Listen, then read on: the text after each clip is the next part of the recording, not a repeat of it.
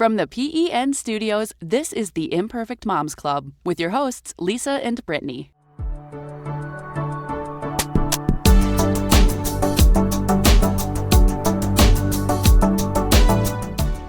This week on Imperfect, Lisa is talking about everybody's favorite movie, Encanto.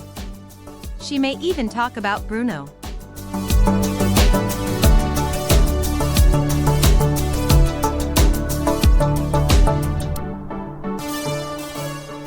Brittany is out this week. She's celebrating Easter with her family, so it's just gonna be you and me. And today I want to talk about Encanto. We gotta talk about Encanto. I love the movie, but I don't really think it's a kid's movie. I'll get to that later, but before we really get into it, I wanted to summarize the movie for those of you who haven't seen it yet. And if your mom wasn't seen it yet, I applaud you. The songs are catchy as fuck, and once you watch it once, those songs will never leave your brain again. Encanto is about a magical family living in a magical house in Colombia. Long ago, Alma Madrigal, the matriarch of the family and abuela to the main character Mirabel, is saved from armed conflict with her triplet children by a magical gift imbued in a candle. Sadly, her husband Pedro is killed. The gift creates for them a haven in the form of a sentient casita. All three of Alma's children and each new member of the family gets a unique gift of their own. They get these gifts as children and then use their gifts to grow the area around the casita into a wonderful and prosperous community. Sadly, our main character Mirabel is the only person who doesn't get a gift. And the conflict of the movie is, well, something starts to happen with the magic. Anyway, quick, if you haven't seen the movie yet, stop listening. So let's talk about characters. Well, the matriarch, as I said, Alma Madrigal, she is the abuela and the head of the household. Literally in the song that Mirabel sings, she says, "Let's be clear, abuela runs the show." So it's obvious that everyone just does what abuela says, and she's the master of the house. She seems to only care about keeping the magic alive and the grandchildren getting all their gifts. So she just wants the magic to keep going. I mean, she literally says, "And each new generation must keep the miracle burning." Must. Poor Mirabel. I mean, I guess she can't keep the magic going because she doesn't have a power, right? So sucks for her, I guess. So you kind of get the sense from Alma Madrigal the whole time. She just sort of tolerates Mirabel. I mean, which is really sad because, Mirabel is her grandchild. It's hard to feel like you are kind of ignored. Anyway, so speaking of Mirabel, that's our main character. Mirabel doesn't get a gift, but she's very, very nurturing. You can tell how much she cares about her family. In the beginning, her little cousin Antonio is about to get his gift and he's scared. And so Mirabel kind of talks to him and she makes sure that he knows that gift or no gift, she's going to be there for him. So, I mean, even when he's walking up to his door to see what his gift is, and he looks at Mirabel and wants Mirabel to come with him because he's scared and he trusts Mirabel, and you can definitely tell that they have that bond. It's stronger than any magic, right? Because Antonio doesn't have his gift yet, and yet him and Mirabel are pretty tight already. All right, so then we have Mirabel's mom, Julieta, so one of Abuela's daughters. And I feel like she's like the silent observer. So her power is she can heal people with food. And so she loves her daughter very much. She talks to Mirabel about Abuela and even gives her a magical bread in the beginning to heal a cut on her hand. You can tell there that there's a lot of love there. Julieta loves her daughter regardless of gift or no gift, But then when Abuela starts to, says things that seem rude or make Mirabel feel like she's unseen, Julieta kind of she keeps her distance. And I don't really see her stepping up to defend her daughter. So this whole time I'm kind of thinking, okay, well, I get that Abuela is the head of the household, but I mean, is nobody gonna stick up for Mirabel? Like, poor Mirabel is just kind of there. Anyway, then you have Pepa, who is Julieta's sister. I have a lot of things to say about Pepa. I'm going to save most of that for later. Anyway, her magical power is that her mood affects the weather. and she sings We Don't Talk About Bruno. She sings about how Bruno ruined her wedding day. I mean, we don't talk about Bruno. It's very, very clear that she doesn't, I don't know, it just sounds like she doesn't like her brother. And anyway, so then we get to Bruno. So Bruno can see the future. He mysteriously disappears. This is before the movie even starts. He's basically the family scapegoat.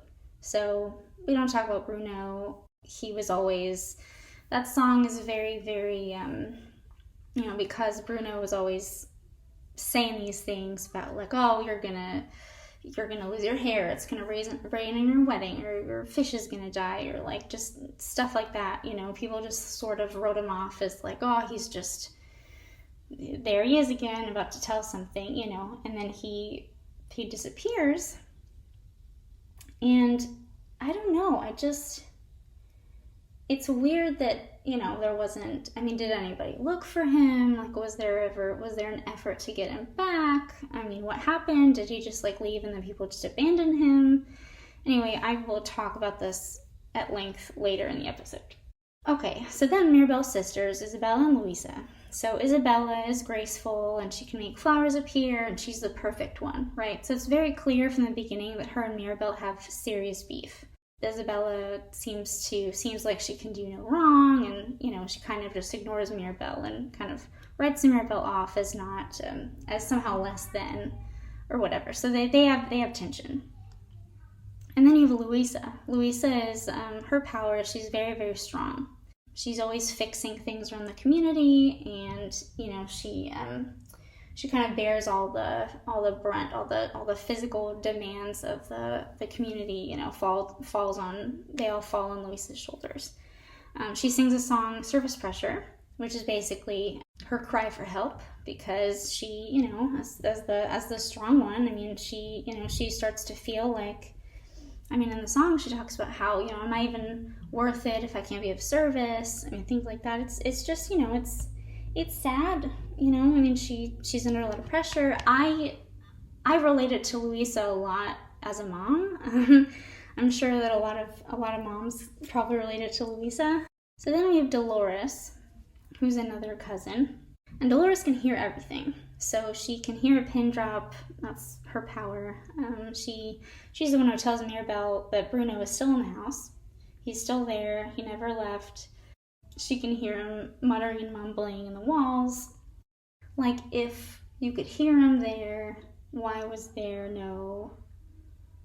why was everyone so okay with just abandoning him to the walls of the casita? Like, why was it so okay to just kind of make him the scapegoat of the family? Like, everything that goes wrong, it's all Bruno's fault, because whatever.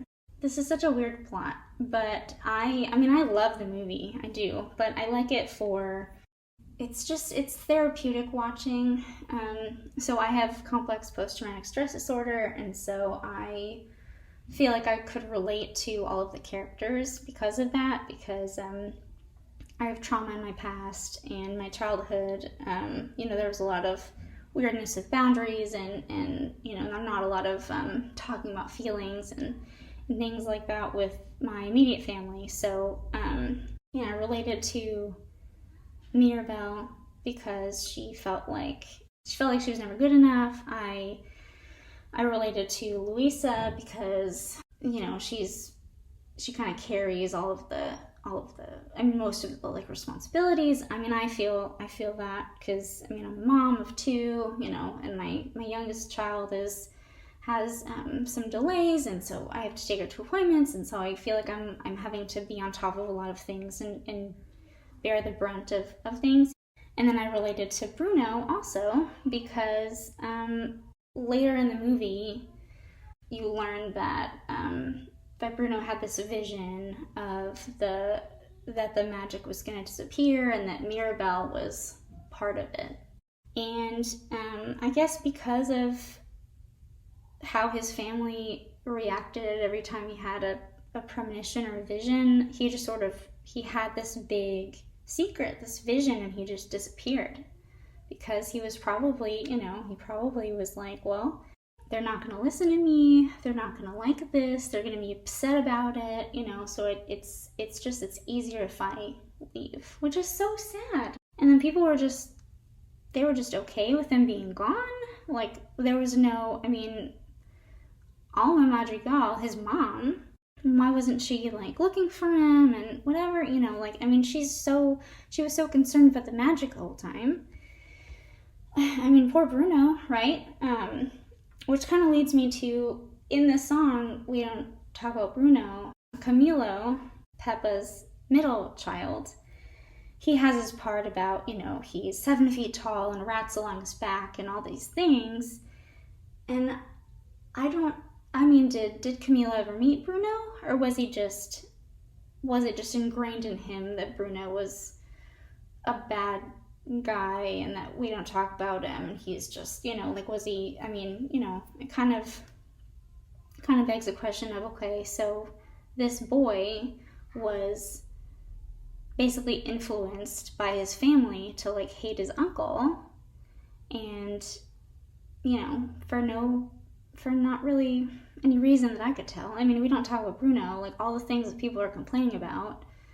Really, that's what you're upset about? I feel like I need to talk about Peppa now, because so they should have named that song "We Don't Talk About Peppa," because I don't buy it. I understand that your mom, Peppa's mom, Alma, I understand that Abuela ran the show and she was just, they were upset at Bruno, but Bruno was her brother, right? And they were triplets with Julieta, so they were, like, bonded from the womb. There's no way that he just leaves and then Peppa goes and sings a song about how we don't talk about him. Like, that doesn't make any sense to me.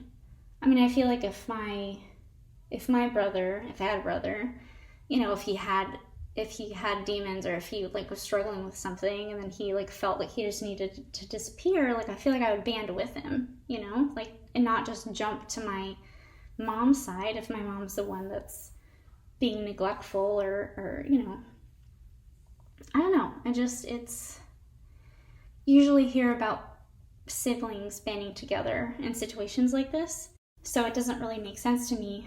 And then Peppa, just at the end, she's just gonna come back and give him a hug and pretend like she didn't just, like, shit on him for 2 minutes. Like, no. Like, that's not... he obviously heard that song. It was loud and he was, like, in the house. So he heard what she said about him and all this stuff. Like, I would have been like, what the fuck, Peppa? Like, I thought we were good. We were siblings, whatever, triplets. I don't know, but I did notice, though, that Julieta was absent from the We Don't Talk About Bruno song. Like I said, I feel like she was, like, the silent observer. All we really know about Julieta is that she loves Mirabel, and I don't know, maybe she felt like she couldn't, like, really speak up against her mom, or maybe she didn't really want to speak up, which I also can relate to that, because, I don't know, it's hard, I guess, but... So she didn't really speak up, but she also wasn't, like, with Peppa, like, bashing him. So, I don't know. I'm kind of anti-Peppa right now. It's this movie, like, I keep getting more from it every time I watch it. It's, like, therapeutic. It's a therapeutic movie. It's, like, it's triggering, but in a good way. Like, it makes you think about your own family dynamic and your own parenting and, all these things. But this movie was not made for children. Anyway, so we're gonna take another quick break, and then we will talk. It'll be opinion time. It's gonna be opinion time, and I got opinions, and if you guys don't want to hear my opinions, well, then don't listen to that part. But anyway, we'll be right back.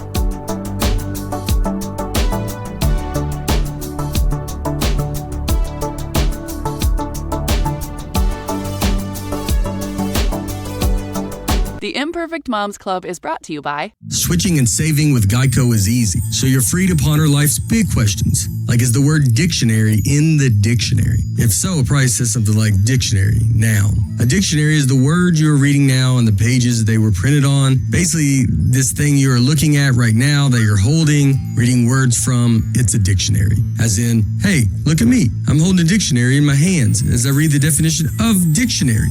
Yeah, it's probably something like that. Switch and save with Geico. It's easier than you think. This episode is brought to you by Sally Hansen. Introducing new It Takes Two, your favorite Sally Hansen Miracle Gel. Now available in one convenient pack.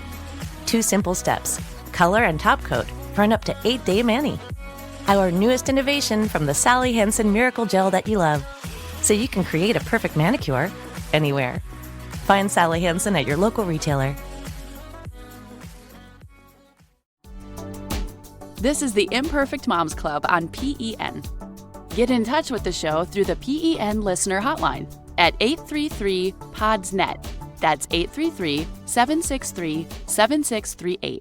And now, back to the Imperfect Moms Club on the Podcast Entertainment Network. Hey guys, so welcome back. So now I'm going to blow off some steam. I got this mic. I'm sitting in my bathroom. I'm gonna talk about some things because I don't know. The more I think about Encanto, the more I'm really wondering why the movie was made.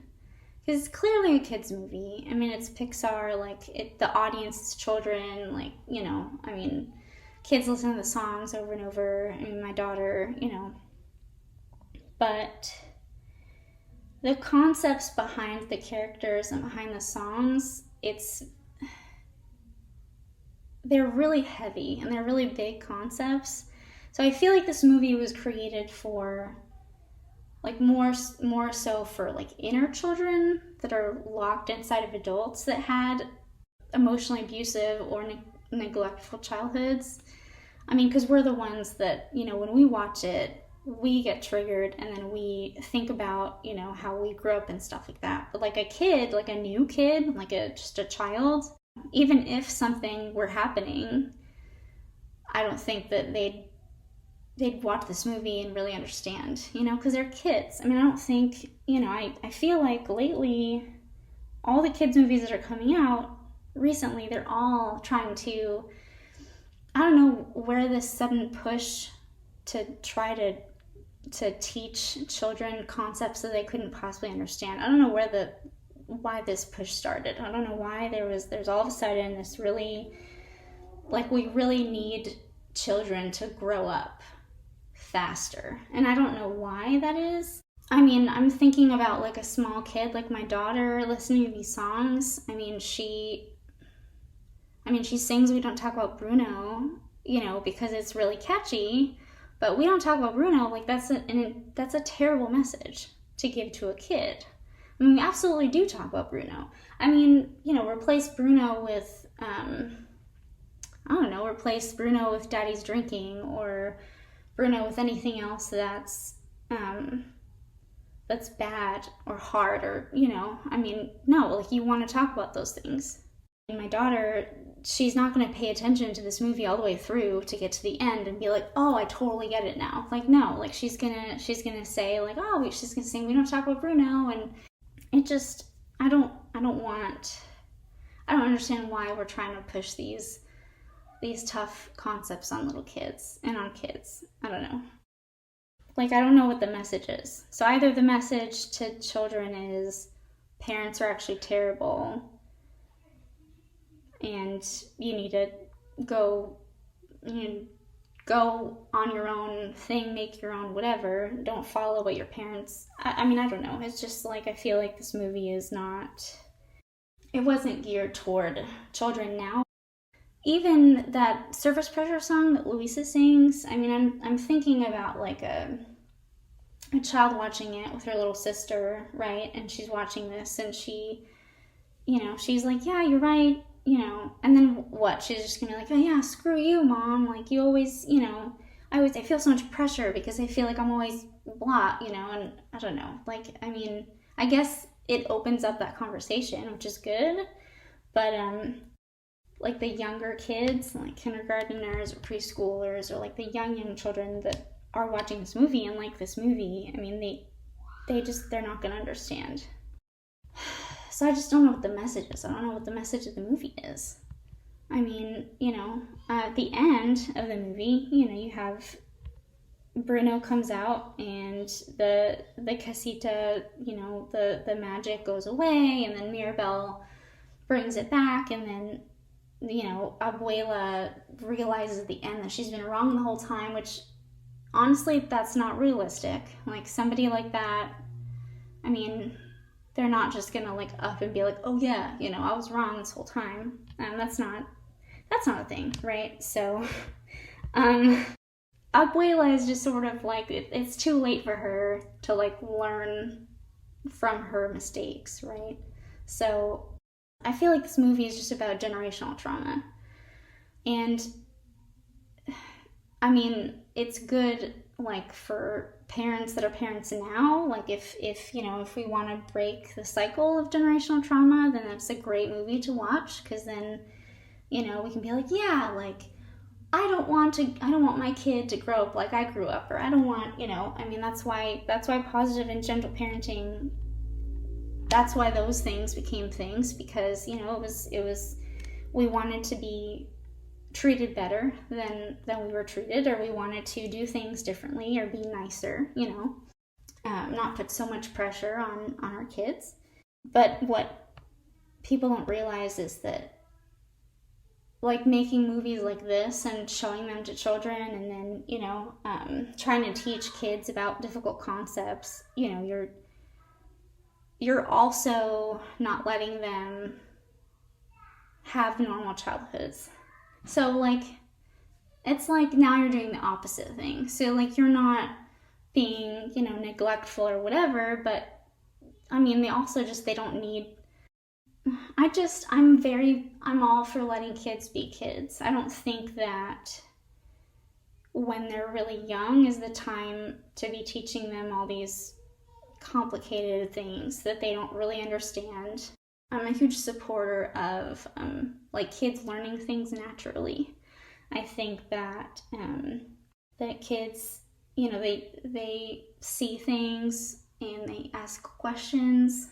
That's how they learn. That's how you learn. You see something and you're like, hey mommy, what's that? And then, you get taught what it is. You ask questions. I feel like we're trying to make kids grow up too fast. We're filling their heads with all of these adult concepts and complicated concepts. And they don't care. They're kids, I don't know, like, just let kids be kids for a while. Another question. So who are kids supposed to relate to in this movie? It's really sad if they relate to Luisa, because that doesn't, they're kids, so why would they be put under immense pressure like that?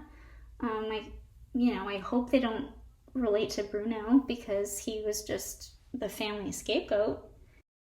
I hope they don't relate to Mirabel, who is just, she's ignored the whole time because she doesn't feel as special as the rest of her family, and her grandmother definitely doesn't treat her like the rest of the family. I don't get the message of the movie, is all I'm trying to say. So let's go back to talking about Camilo for a second.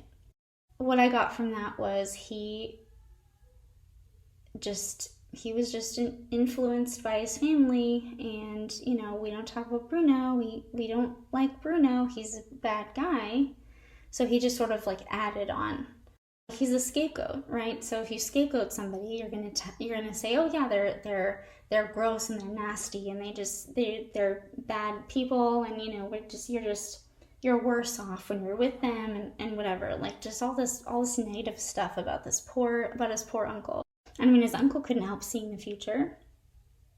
And another thing, so all of the things that they complain about, and we don't talk about Bruno.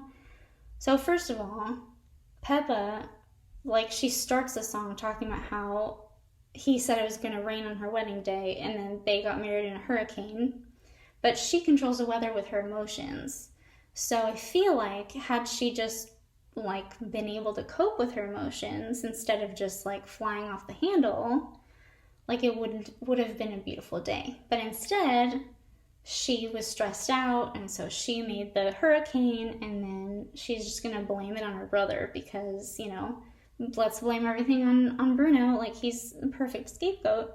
My takeaways from this movie are that it was made for CPTSD survivors or inner children locked inside of adults that had tough childhoods or were emotionally neglected, or, you know, they just, I mean, it's for inner children that are trying to come out. It's not for current children, because current children, I mean, they, right, like they're little, like they have no concept of any of this, because if they're being raised correctly, right, I mean, they're watching this with their parents, they're just watching like colorful, catchy songs, you know. And so is this movie for the parents? Is this movie trying to say, you know, hey parents, like you better watch yourself around your kids, like trying to teach us how to parent? Like I don't really know what, like I love the mental health aspect, I really do, I love it, but these are not concepts that kids will understand or should understand. Like, I don't, you know, I'm not going to tell, you know, I'm not about to teach Lily all about generational trauma, and I'm not going to tell her, like, oh yeah, mommy grew up this way and it was really hard, so I'm going to raise you better. I'm just going to raise her better. You know what I mean? I'm going to be emotionally available to her, and I'm not going to make her feel like she's ever less than, and you know, because she's my kid, right? So, I don't know. There's a lot to this movie, and I love it, but then the more I think about it, the more I hate it too, because I don't really, I love it for me. Like, if it was a movie that was geared towards adults, and if it was like not a Disney movie, like it was just a movie or whatever, like, and it was for adults, totally, 100%, like, this is great. It's a great movie, it's amazing. But like, to the children that are singing the songs and all these things, you know, they don't understand. I was on Canva the other day, and I was looking at, you know, teacher posters, because I used to, you know, for 5 minutes, I was like, maybe I can make, you know, fun posters for classrooms to sell or something, because I've been trying to get on that passive income train. I was trying to find inspiration online, and so I looked up online, and there was one that was like Encanto themed or something. And then, you know, they had like, be kind, and, you know, wash your hands and all this stuff with the characters. And then it had the last joke, the last rule, I guess, as a joke, was we don't talk about Bruno. And it just made me mad, because like, that song is a terrible message. So like, I don't think that this should be a kids movie. I don't think that kids should be watching this movie. I really don't. I don't understand why. I mean, what's the message? What are we trying to tell kids with this movie? We're trying to tell, I mean, you know, if I'm a kid watching this movie, We Don't Talk About Bruno is really catchy, and, you know, I mean, what else don't we talk about? Disney, like, you know, I mean, we don't talk about the tough stuff, I guess, or if there's conflict, it's just, we don't talk about it, right? But that's not good. That's not how I want to be. And you know, like, I feel like a kid's song needs to be, the song has to end with a good message, because it's just one song, and kids have short attention spans. So like, you know, it's not like they're listening to that song and they're gonna remember, oh, at the end of that movie, Mirabelle brings them all back together, and then the grandma realizes that Bruno actually wasn't a bad guy. No, they're just gonna sing, we don't talk about Bruno, no, all the time, right? Basically, we don't talk about Peppa is what I'm gonna name this episode. We don't talk about Peppa, because she completely threw her brother under the bus, and that's not okay in my book. It's not okay. So anyway, shame on you, Peppa. You threw your brother under the bus, and then you influenced your kid to also throw him under the bus. And that's not good. So Peppa was just continuing the generational trauma. Yep. In closing, I liked Encanto for me as an adult survivor of childhood traumas and with my issues with family. I liked that I liked that I could watch this movie and then it was therapeutic for me, and then it kind of got my feelings out, right? But I really don't like it as a kids movie. I don't think that kids need to be watching stuff like this. They don't need to know. We don't need to be filling their brains with these complicated concepts, and they're just trying to figure themselves out. Like they're out there trying to figure out where they fit in the world, and all this noise about there's generational trauma and racism, and we have to be we have to act like this and treat people like this, and we can't say this, and all this stuff. Like, we're just confusing them, and it's too much noise. Like, these kids are just trying to grow up, and they're just trying to figure stuff out for themselves. So we need to let these kids figure things out for themselves. That's all I'm saying. That's my opinion, and I don't know. If you disagree, you can fight me. But just let kids be kids. That's it. That's the end. Want to get in touch with the show? Email us at imperfect@podcastentertainment.com. Thank you for listening to today's episode of the Imperfect Moms Club.